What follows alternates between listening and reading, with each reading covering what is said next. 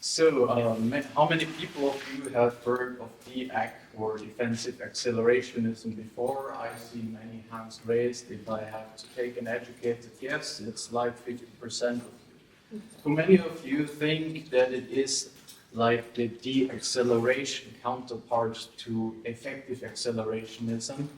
I see no hands raised, and this gives me, that raises also my hope, because this was one common misconception that we run into at other events talking about this framework and ideas. To be very clear, DX stands for defensive accelerationism and not denied accelerationism or something alike. It's a techno-optimist philosophy or framework, and it focuses very much on the integration of certain elements that might be under-nuanced or under-considered in other frameworks, and it tries to identify what can be done for the love of humanity and human individuals alike to make technology work for us towards a brighter future. What a brighter future altogether is, well, of course we might have different opinions, but everybody here probably has an opinion that is worth considering, because you as an individual formed this opinion according to your moral standards or to your ethical frameworks or to whatever your brain or your experience had shown you that this is your needs and wants for society and yourself after all. And this is where I see, and whatever I talk about here is of course my personal not interpretation, but distillation and take on that. Whoever wants a primary resource, please go to the blog of Vitaly Buterin or just Google Buterin, My Techno-Optimism. There you have the full article in first hand and you can make your own opinion about it, of course. It talks a lot about defense versus offense. And it addresses technology as something that enables humans not only to raise in efficiency and in civilization, but also something that can create tremendous opportunity costs if we choose to not refine it. The defense part is split up in three, including the defense itself, four parts of what it means. It refers to democratic, differentiated, and decentralized. Isn't this nice? The democratic element already hints that you as individuals count, that your voice should be considered whenever we go into any sort of collective decision-making or governance. Otherwise, it would not be democratic. Otherwise, it would be anti-democratic in many different possible ways. Decentralized is something that is kind of new to the world. Democracy is a way older idea than decentralization in the application level. Decentralization means basically that we are able to protect ourselves as a society from single points of failure. And this has been proven to be very important in the last century already, and it was important before the first two world wars as well. But with the rise and with the refinement of technologies like AI that get stronger and stronger, in a faster rate than we humans can keep up with, getting smarter and more efficient, it becomes a lot more pressing of a problem to us to create a defense-favoring world before AI or similar technologies or human actors using AI to their own best interests and against your best interests in a democratic society can do so. One basic concept that is named is integration versus balance. It is nice to have a balance of a certain thing, but to make a system work, and I'm talking to builders here, it's about the right integration that really can points towards a fitting outcome or a dysfunctional outcome, and just having a balance between product and marketing can be legit on some level, but it's not nuanced enough to really tackle the problems. Differentiated refers to this integration. We have a very fitting framework from an institute that I highly honor, but that is not active anymore, that created the framework of differentiated technology development. A good example is COVID. We should maybe have come up with vaccines for different virus strains before we play with developing new viruses that can then also break out of laboratories if that happened or not. But it can definitely happen in the future. And no matter if that happened or not that way, it can happen to us and we should be prepared. Therefore, we should maybe favor or stand up for a defense favoring world in the development of technology. A defensive technology basically means it enables you, people, the individuals, or the democratic society representing you as individuals that are under consideration, to defend against other actors that are also human beings usually, but that might not stay that way, that use offensive technology. Basically, whatever we can do to defend us against offensive technology can be broadly framed as defensive technology. And the ACC as such builds on humanistic values and hypotheses, at least I call them as humanistic. Humanity is deeply good, most worthy of proliferation and expansion across the universe. Humans are uniquely able to conceptualize ethical frameworks, investigate and update beliefs, self-correct their behavior, coordinate towards shared intentions, and care about the consequences and quality of their judgment. Human nature is inherently imperfect in agency and judgment, individually and also collectively, with different implications, of course. Human nature is highly limited in its potential to self-improve recursively compared to AI. The utilization of technology is necessary to enhance human potential, but not broadly good or safe. The advancement of technology was so far the primary driver behind broad enhancement of human civilization and individual freedom, safety, and overall quality of life. The acceleration of technology is necessary to enhance and safeguard human civilization adequately to human potential, but profoundly and increasingly complex and consequential. These are the hypotheses that I tried to identify in this framework, and it also points to different possible outcomes if we even go the pro-technology route, but I don't think that I am debating with neoliberals here that think that technology is overall bad and we don't have unlimited time.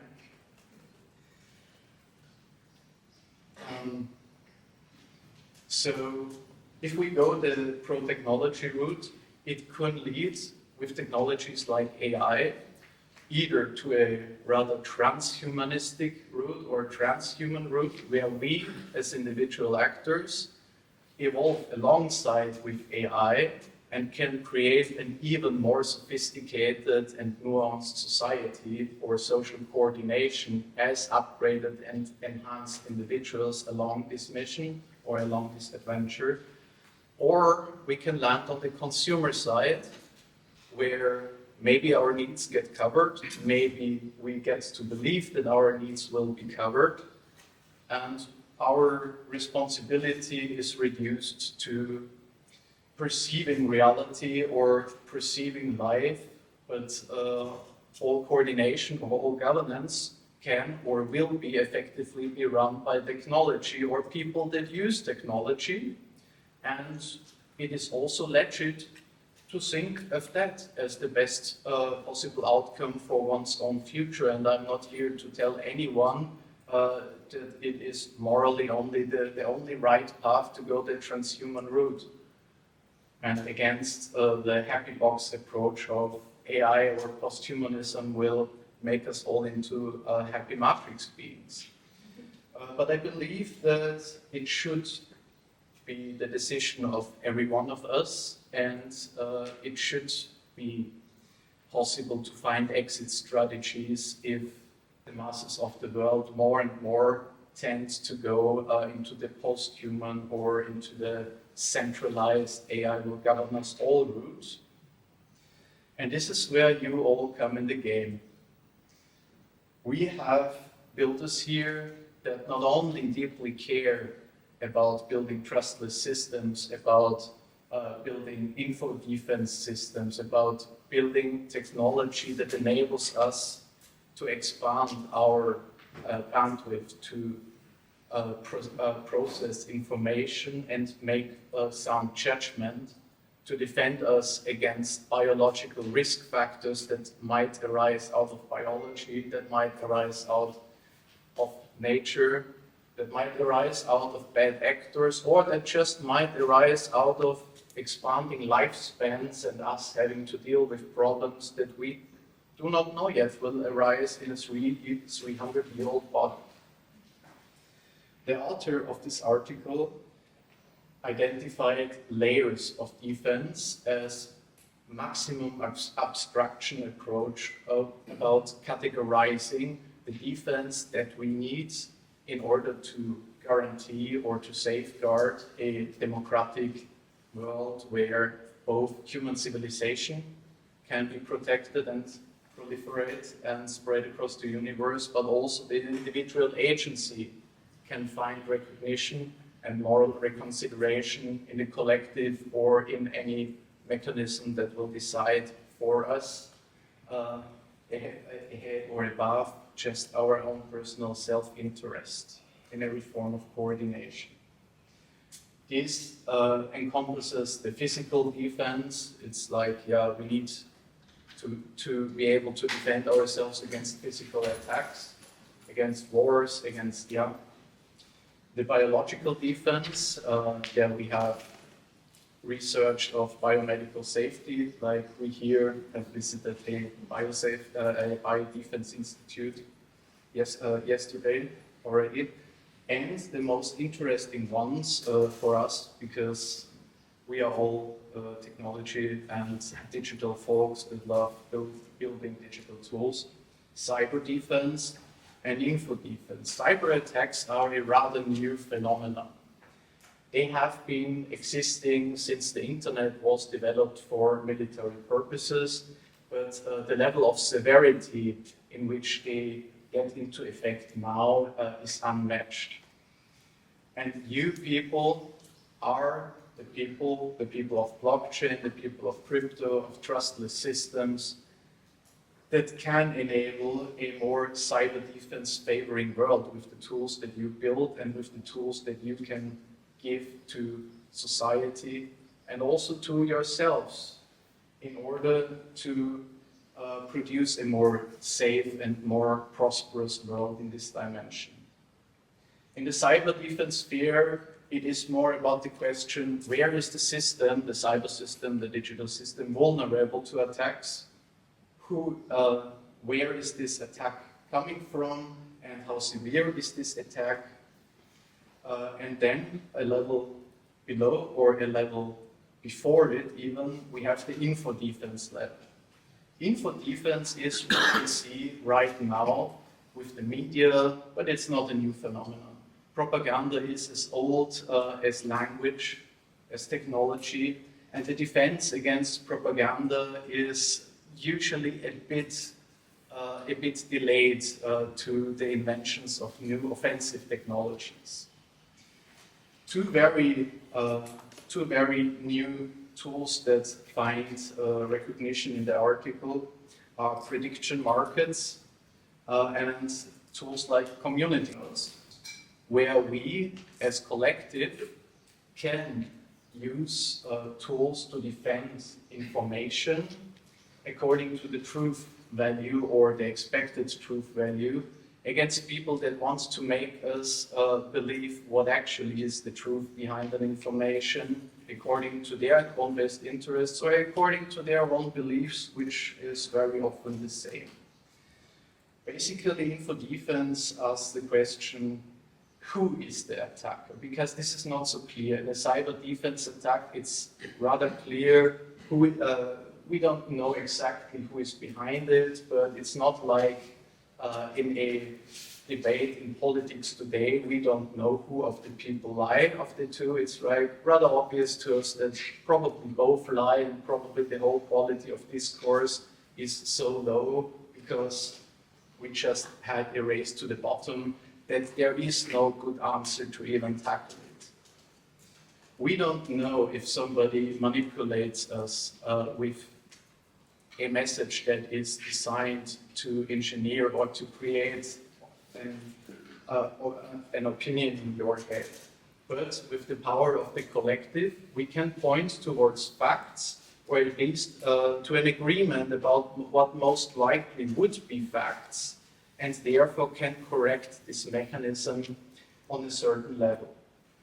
Or we can outsource our estimation of what we want people to think to something called skin in the game with prediction markets, when I actually bet money on something out of my own pocket, and then it's pretty much showing the commitment that I tell the truth, because it creates self-interest that whatever I put in there will win the prediction market. And these are very interesting technologies. According to these 4 dimensions, we can, so I believe, create a broad framework that can, on an interoperable basis with the tools and maps that we have, create a better system that can spread around the world in one or different iterations, and will need many different attempts probably, but this is why we have the decentralization element and no single point of failure, because we are already kind of aware that just putting trust in one system won't lead us anywhere. This is, so to say, my distillation of the DARC article and the DARC framework. It is often compared to effective accelerationism, but I don't think it's a counter model. It's like more a model that also encompasses where the acceleration of technology needs extra caution and extra consideration to not put us as individuals or human civilization in a locked-in state where we cannot get out of anymore. And this becomes very relevant very soon, because the technological abilities will very soon surpass the human cognitive abilities of making decisions and forming reality for us. Very soon we will not anymore be able to believe every video that we see on the news, because the AI-generated videos are already so perfect that it takes a lot of consideration and a lot of pattern recognition to even ask the question. If people are not considering it in the first place, and we have been shown a video of something happening, of course we believe it in the very first attempt. Why should we question it? But now that it's more and more known to the world that deepfakes exist, we start to recognize the patterns, and if it's maybe a deepfake of, what do I know, President Trump kissing President Biden or something alike, then we start to question, is this really legit, or is this just a joke, or is this propaganda or so, and then we can judge the information for ourselves. But for those who are not so sure, maybe we can ask community notes, or maybe we can place a prediction market of what will be the outcome of the community notes. And this is already a point where the info defense in itself might not be sufficient. My personal take is that, and this is also what we wanted to bring with the whole event of ZuVillage Georgia. Not only to focus on these four with the cypherpunk tools that we have, but also go one level back to the individual cognitive sphere. And I think that there is a hidden fifth layer of defense that I call mind defense. And it's not about where is the vulnerability, where is the attacker, or who is the attacker, but is there an attack? And am I sure? Am I sure? Am I sure myself? Is it my own confidence that I am attacked? Who am I to feel attacked or to even identify an attack? If we do not defend the awareness level of the human cognition, if we are not trained in identifying relevant information as such, and if we are not trained or refining our ability to think through asking the questions, am I sure if there is an attack? Is there a possible attack? Am I possibly safe? Because also this is an opportunity cost. You cannot always question everything and be afraid of any possible attack, otherwise you don't have any time to execute. And this is like also info defense, a defense for the truth in itself and for our trust into different levels of truth or confidence.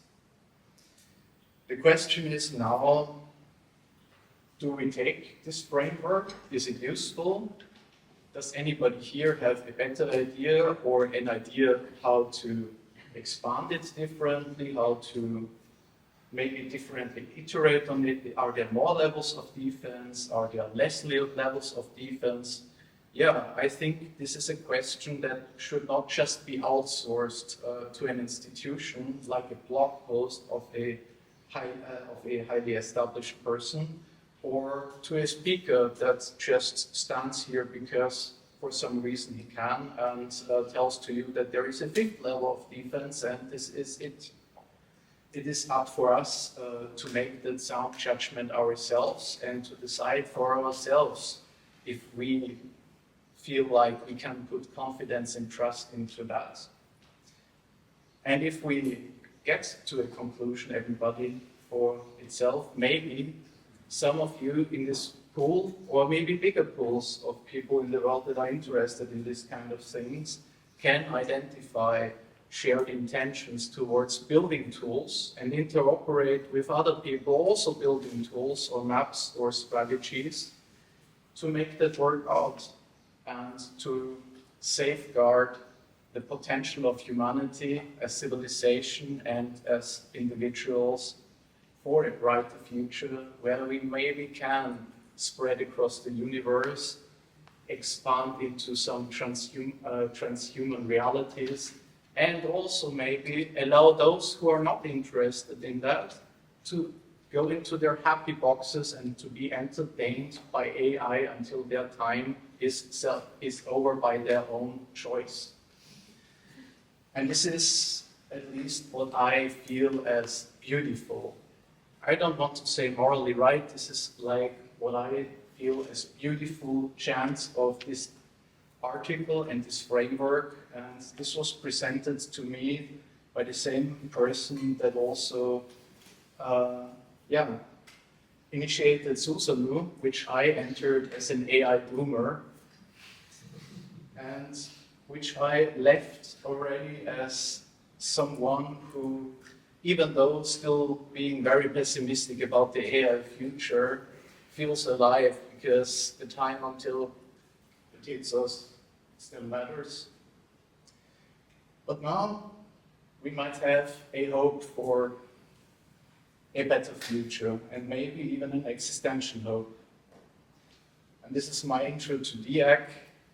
Everybody is welcome to criticize me the sharpest that you can, including my rhetorics. And I would be very happy to also have my Mind Defense edition corrected, attacked, questioned, and so on by every single one of you, because I believe that you care about the truth and you care about if you can trust the person standing in front of you or not, at least it would make me very happy. Yeah, this was my